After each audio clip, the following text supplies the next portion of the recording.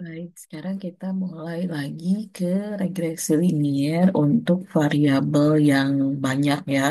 Variabelnya jamak atau sering juga disebut sebagai multivariabel. Nah, eh, apa ini library yang dipakai itu sama persis dengan yang di regresi linier sederhana.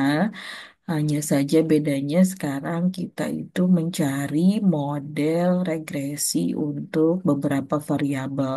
Datanya masih data yang minggu-minggu sebelumnya tentang full consumption. Jadi kalau misalkan disuruh download dulu MWidget itu dia untuk download ya. Berpikir nggak usah karena yang minggu-minggu lalu ini sudah di-download tentu saja sudah ada di perangkatnya masing-masing. Nah, seperti biasa kita coba read dulu CSV yang kita miliki datasetnya full consumption ini. Kemudian coba tampilkan pakai DF head. DF-nya udah didefinisikan sebagai ini ya. CSV-nya kita membaca CSV dari full consumption-nya yang pernah Ibu berikan di LMS beberapa minggu lalu.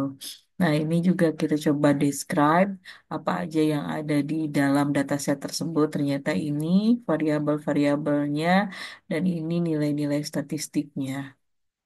Kemudian kita coba definisikan CDF-nya. CDF itu adalah DF dari beberapa variabel yang ada di dalam dataset tersebut. Di antaranya kita mau coba analisis tentang engine size, cylinder, sama full consumption count, sama CO2 emission.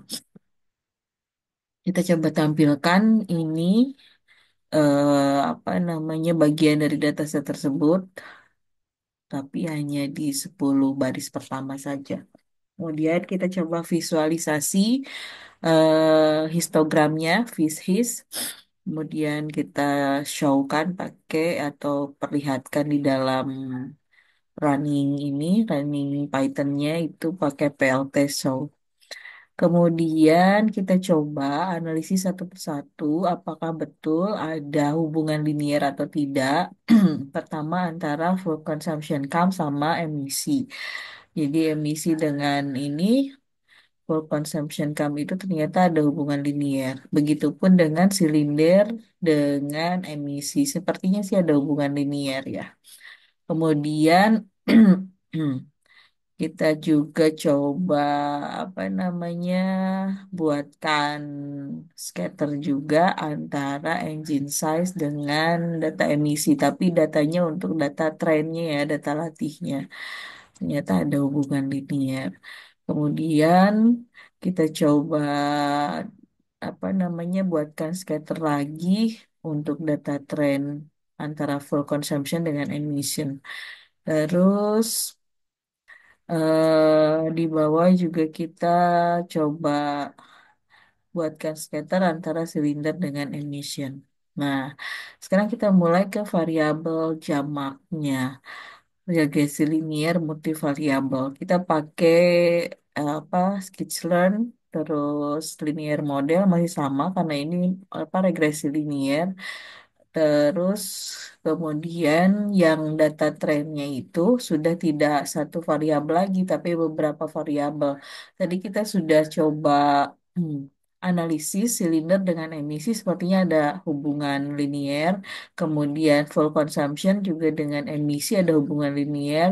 Terus engine size dengan emisi juga sepertinya ada hubungan linier.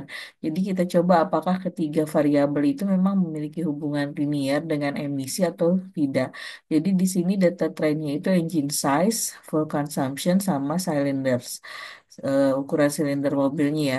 Kemudian ini variabel terikatnya dia apakah ketiga variabel ini mempengaruhi emisi bahan bakar, emisi CO2-nya atau tidak. Nah, kemudian kita gunakan regressive fit, tren X, tren Y. Jadi bedanya di sini tren X-nya itu kalau kemarin minggu-minggu sebelumnya itu tren X-nya hanya satu variabel saja, sekarang ada tiga variabel.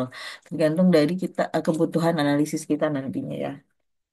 Nah, terus Jangan lupa berikan perintah untuk menunjukkan koefisien dan juga intercept.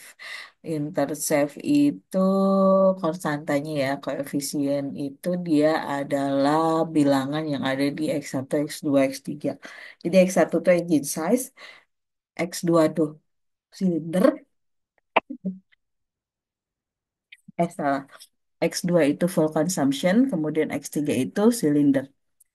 Nah, ternyata kalau misal ini pakai perintahnya untuk menunjukkan koefisien tuh mana regresi koefisien ya. Kalau untuk menentukan atau menunjukkan intercept, kita pakai perintah regresi intercept. Jangan lupa pakai underscore di sini. Kemudian kalau kita run, ternyata outputnya seperti ini. Koefisiennya ini. Ini berturut-turut menunjukkan setiap variabel yang ada di trend X. Jadi 12,07 itu adalah koefisiennya engine size, 9,34 itu koefisiennya fuel consumption, terus 7,2 itu koefisiennya cylinders. Biasanya ini disimbolkan sebagai X1, ini X2, ini X3. Jadi nanti persamaan atau model regresinya ini. Y sama dengan interceptnya ya konstantanya tadi 65,35 dan seterusnya ditambah dengan ini 12,07 X1 ditambah dengan 9,34 X2 ditambah dengan 7,28 X3. Ini Y-nya emisi CO2, X1-nya engine size, X2-nya fuel consumption, X3-nya cylinders. Jadi ini model regresinya. Nah, kita mau coba tahu apakah model regresi ini kemudian eh, bisa mewakili tingkatan emisi atau tidak.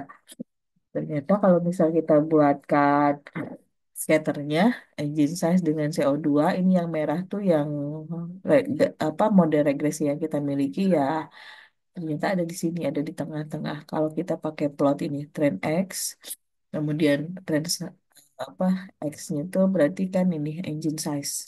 Kemudian regresi koefisiennya dari trend X, kemudian regresi interceptnya. Jadi data trend X-nya itu masukkan ke dalam persamaan regresi ini jadinya seperti ini. Kemudian kita evaluasi modelnya. Kalau dari scatter sih sepertinya dia mewakili ya. Tetapi kita coba evaluasi pakai yang MSA itu. Apa namanya nanti kita cari R square-nya. Nah, ternyata kalau misalkan kita pakai R square atau apa namanya metode ini, MSA ini, maka nanti kita akan memperoleh ini pakai NS apa NAMPI ya, NAMPI as an array, as any array. Kemudian data berarti kan bukan di tes lagi, bukan di train lagi, tapi kita ke tes X. Kita menguji data latih yang kita miliki tadi, menguji variabel-variabel yang kita miliki tadi. Variabel X-nya ada tiga, kita coba uji. Variabel Y-nya itu emisi, kemudian nanti gunakan regresi predik untuk tes X ini. Ternyata hasilnya adalah kalau setelah lihat min absolute errornya itu 18, kemudian apa MSA-nya sum square errornya itu ada di 605,19, kemudian R kuadratnya, R square-nya itu ada di 0,8. Ingat bahwa semakin mendekati satu, maka model regresi itu akan semakin baik.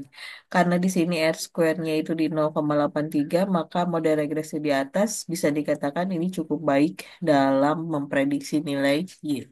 Nah, ini seperti ya ini kita bisa edit sebetulnya cuman gunakan yang markdown. Jadi kalau misal kita pakai ini markdown, pakai apa namanya pilihan markdown berarti dia nggak masuk coding. Tapi kalau yang ini sudah ada line-line-nya, ini masuknya di code gitu ya. Ini hanya untuk menjelaskan saja bahwa apa yang sudah kita codingkan itu artinya ya seperti ini representasinya gitu. Kalau di numerik gitu. Kalau di codingan yang lain juga ini untuk menjelaskan ke teman-teman sesama programmer bahwa yang kita maksud di sini bahasanya itu ya bisa pakai yang simbol markdown ini gitu. Oke, hari ini sampai di sini dulu. Nanti kita ketemu lagi minggu depan dengan regresi linier yang lainnya. Terima kasih.